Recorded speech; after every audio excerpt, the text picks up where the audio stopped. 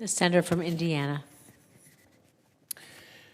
In recent weeks, the Biden administration has reassured Americans that our economy is historically strong and that their policies are the reason why.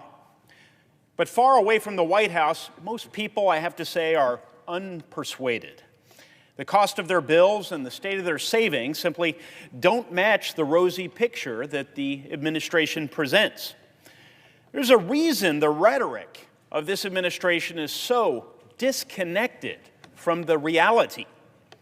This administration claims it's investing in America's economy, but at the same time, it strangles our economy with unnecessary and ideologically motivated rules and regulations.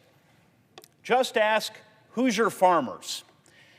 The latest in their deluge of red tape, the rewritten Waters of the United States rule, will make it much harder and significantly more expensive for our farmers to help feed the rest of the world.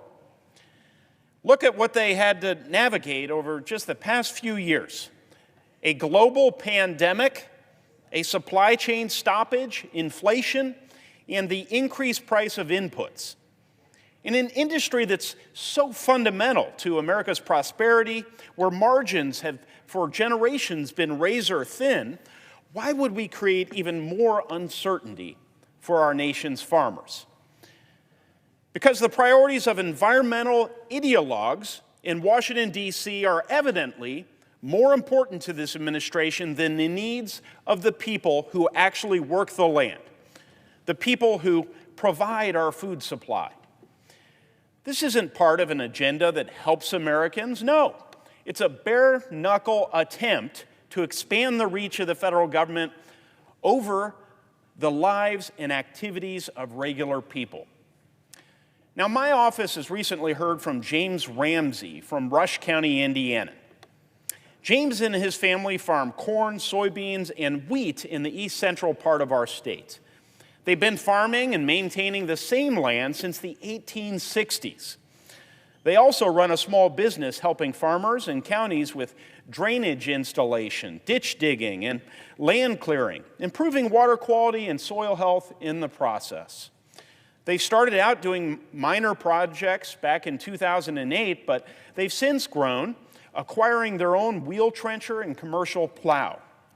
Through hard work and through a lot of planning, James, his father, his brother, and others have expanded this business. They have clients now throughout the state of Indiana, and they have 8 employees. It's a real American success story, exactly the type WOTUS will interrupt. James, like many other farmers and small business owners across the country, knows what these newly revised, overly complex rules will accomplish.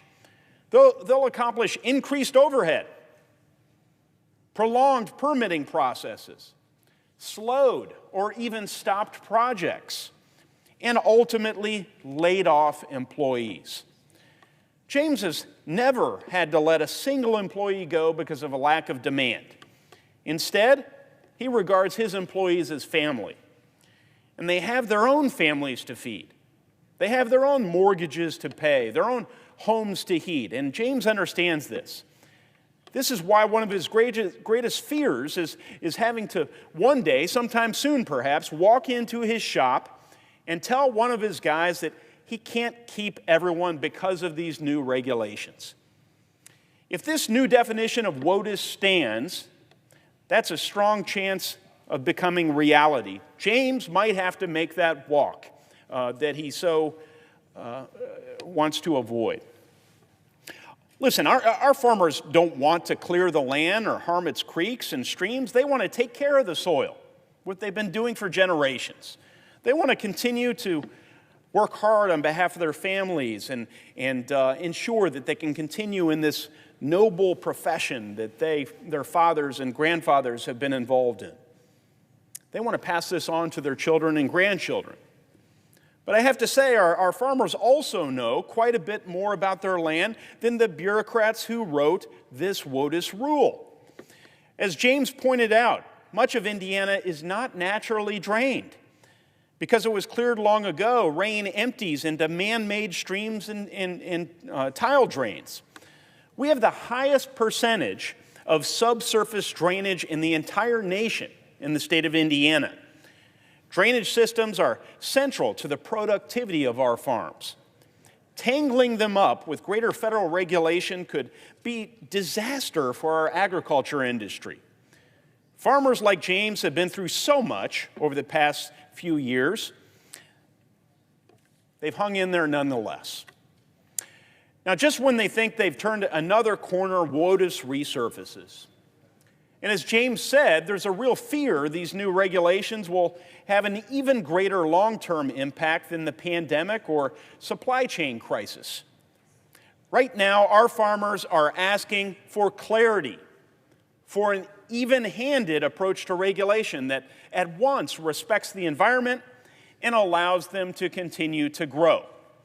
If the Biden administration is serious, if they're genuinely serious about strengthening the economy, they will reverse course and give our farmers this clarity and certainty they so desire. Mr. President, we should rescind this rule.